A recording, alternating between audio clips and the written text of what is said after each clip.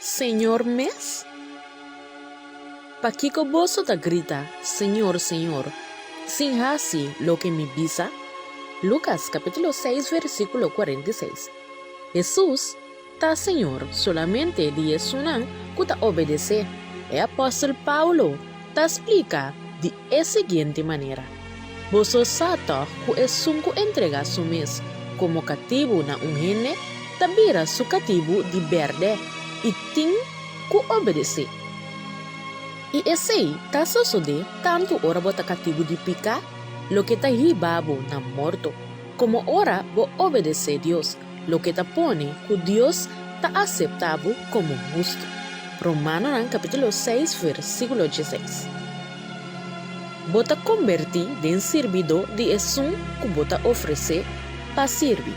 Si bota obedece, bo instinto nan bota bira cativo de nan.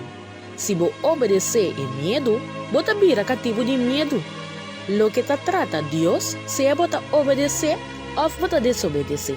No tiene término medio. Si bo desobedece Dios, bota obedece diablo. Si bo obedece Dios, bota desobedece el diablo. Es un así lo que Jesús manda, tiene el derecho de mí, Señor. Es un que no ta así lo que Él manda, no ta su servidor.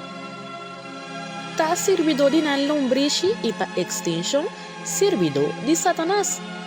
Si bota resistir la palabra de Dios, pa bo no los un error, pasó bono que sacrificar por voluntad, bono que laga bo vida bio, bo concepto nan bio, bo imagen delante de otro nan, bo religiosidad, of bo preocupación y angustia.